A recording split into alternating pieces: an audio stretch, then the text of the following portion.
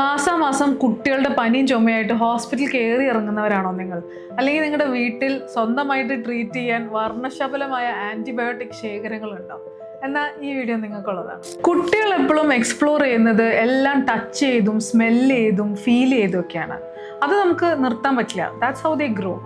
പക്ഷേ അന്നത്തെ കാലത്തും നമ്മളിങ്ങനെയായിരുന്നു. പക്ഷെ ഇന്നത്തെ കുട്ടികൾ നമ്മൾ കൂടുതൽ അസുഖങ്ങൾ കാണുന്നുണ്ട്. അതെന്തുകൊണ്ടാണെന്ന് നിങ്ങൾ ആലോചിച്ചിട്ടുണ്ടെങ്കിൽ അതിൻ്റെ ഉത്തരം എന്താണെന്ന് വെച്ചാൽ, നമ്മൾ കോവിഡിൽ കണ്ട പോലെ 3 വർഷം കൊണ്ട് മിനിമം ഒരു 10 പ്രാവശ്യമാണ് ആ വൈറസ് മ്യൂട്ടേറ്റ് ചെയ്തത്.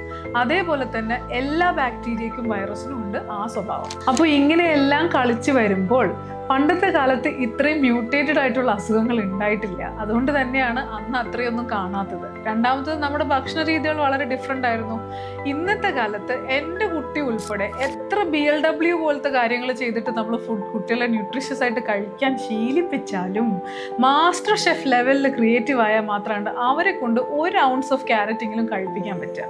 സോ ഇതറിയാവുന്നതുകൊണ്ട് തന്നെ ഞാൻ പറയുന്ന ഒരു എളുപ്പമാർഗ്ഗമാണ് ഈ വീഡിയോയിൽ ഞാൻ എക്സ്പ്ലെയിൻ ചെയ്യുന്നത്. So that is to get them vaccinated. According to IAP schedule നിങ്ങൾക്ക് റെഗുലർ ആയിട്ട് ചെയ്യേണ്ട വാക്സിൻസും അഡീഷണൽ ആയിട്ട് ചെയ്യേണ്ട വാക്സിൻസും ഉണ്ട്. അതിൽ ഞാൻ ഇന്ന് സംസാരിക്കുന്നത് ഇൻഫ്ലുവൻസ വാക്സിനെ കുറിച്ചിട്ടാണ്. കോമൺ ആയിട്ട് വരുന്ന പനി, ചുമ, ജലദോഷം എല്ലാം മിക്കവാറും ഇൻഫ്ലുവൻസ വൈറസ് കാരണമായിരിക്കും. So what is influenza vaccine? Influenza vaccine പല വാക്സിനെ പോലെ തന്നെ 2 വെറൈറ്റി ഉണ്ടെങ്കിലും ഇൻആക്ടിവേറ്റഡ് വേർഷൻ സ്പ്ലിറ്റ് വിറിയോൺ വഴി അതിൽ ലാർജ് പ്രോട്ടീൻസ് ന്യൂക്ലിക് ആസിഡിനെയും റിമൂവ് ചെയ്തിട്ട് നമ്മുടെ ശരീരത്തിലേക്ക് ഇൻട്രൊഡ്യൂസ് ചെയ്യാണ്.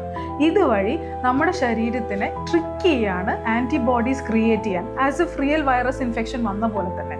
ഇതുകൊണ്ട് എന്ത് ഗുണമുണ്ടാവുന്നു എന്ന് വെച്ചാൽ, we are being prepared for this viral infection in പല പാറ്റേൺസ്, പല വെറൈറ്റിയിൽ. സോ ഇത് പബ്മെഡിൽ പബ്ലിഷ് ചെയ്ത ഈ ജേർണലിൽ ക്ലിയർ ആയിട്ട് പറഞ്ഞിട്ടുണ്ട്, ഓൾമോസ്റ്റ് 70 to 75% ഈ അസുഖത്തിൻ്റെ, സാധാരണ പനിയും ചുമയായിട്ട് വരുന്ന ഈ അസുഖത്തിൻ്റെ സിവിയറിറ്റി കുറയ്ക്കുമെന്ന്. അതുകൊണ്ട് തന്നെയാണ് ഇത് റെക്കമെൻഡഡ് ആയിട്ട് പറയുന്നത്. അപ്പോൾ ഇതിൻ്റെ ഗുണം എന്താണ്? സോ ഈ വാക്സിൻ ഇൻഫ്ലുവൻസ വൈറസ് ഇൻആക്ടിവേറ്റഡ് ഫോമാണ് ഒരു കുട്ടിയുടെയോ അഡൾട്ടിൻ്റെയോ ശരീരത്തിലേക്ക് കുത്തിവെക്കുന്നത്. ഇത് ചെല്ലുമ്പോൾ നമ്മുടെ ശരീരം വിചാരിക്കുന്നത് ഈ വൈറസ് ആണ് വന്നേക്കുന്നതെന്നാണ്. അതുകൊണ്ട് തന്നെ അതിനെതിരായിട്ടുള്ള ആൻറ്റിബോഡീസ് നമ്മുടെ ബോഡി ഓൾറെഡി ഉണ്ടാക്കി റെഡിയാക്കി വെച്ചേക്കാണ്. അപ്പോൾ ഈ കുട്ടി പോയിട്ട് ഈ വൈറസിന് സിമിലർ ആയിട്ടുള്ള കാര്യങ്ങൾ കൺട്രാക്ട് ചെയ്യാൻ ട്രൈ ചെയ്യുമ്പോൾ നന്നായി പനിച്ച് ആശുപത്രിയിൽ അഡ്മിറ്റ് ആവേണ്ട ഒരു കുട്ടി ചെറിയൊരു ജലദോഷവും ചുമയോടുകൂടി തന്നെ ഈ അസുഖം നിൽക്കുകയാണ്. ഇത് നമുക്ക് വീട്ടിൽ നിന്ന് തന്നെ മാനേജ് ചെയ്യാനും പറ്റാറുണ്ട്. സോ ഇത് ആർക്കാണ് റെക്കമെൻഡ് ചെയ്യുന്നത്? 65 വയസ്സിന് മേലെയുള്ള ആൾക്കാർ, ചെറിയ സ്കൂളിൽ പോകുന്ന കുട്ടികൾക്ക്, അപ് ടു ടീനേജ് വരെ, പിന്നെ ഇമ്മ്യൂണോ കോംപ്രമൈസ്ഡോടുള്ള ആൾക്കാർ, ഹെൽത്ത് കെയർ വർക്കേഴ്സിനാണ് WHO ഇത് റെക്കമെൻഡ് ചെയ്യുന്നത്. എൻ്റെ വീട്ടിലും 2 സ്കൂൾ ഗോയിങ് കുട്ടികളുണ്ട്. അവരും ഇത് വാക്സിൻ എടുത്തിട്ടുണ്ട്. ഞങ്ങളും ഈ വാക്സിൻ എടുത്തിട്ടുണ്ട്. അത് മാത്രമല്ല, ഓൾമോസ്റ്റ് 8 times കോസ്റ്റ് എഫക്റ്റീവ് ആണെന്ന്. കോസ്റ്റ് എഫക്റ്റീവ് എവിടെയാണ് വരുന്നത്? 10 പ്രാവശ്യം ഹോസ്പിറ്റലിൽ പോകുന്നതും 1 പ്രാവശ്യം ഈ വാക്സിൻ എടുക്കുന്നതും കമ്പയറബിൾ റേറ്റ് ആണ് എന്നാണ് അവർ പറയുന്നത്. കമ്പയറബിൾ അല്ല, ശരിക്കും 8 times ലെസ്സർ. അതുകൊണ്ട് തന്നെ 1 yearന് ഈ വാക്സിൻ നിങ്ങൾക്ക് പ്രൊട്ടക്ഷൻ നൽകുന്നു. As A health care worker അല്ലെങ്കിൽ ഒരു പീഡിയാട്രിഷ്യൻ ആയിട്ട് ആക്ച്വലി അവർ ഫൈറ്റ് ചെയ്യുന്നത് 2 കാര്യങ്ങളെയാണ്. ഒന്ന്, ആ വൈറസിനെ തന്നെ. 2, വാക്സിനെ കുറിച്ചിട്ടുള്ള മിസ്ഇൻഫർമേഷൻ. ആക്ച്വലി അതാണ് ഏറ്റവും ഡിഫിക്കൽട്ട് ആയിട്ടുള്ളത്. കാര്യം ഇപ്പോഴും there is no peer reviewed published data saying that vaccine കാരണം ഇന്ന കുട്ടിക്ക് ഇത്ര പ്രശ്നം വന്നു എന്ന്.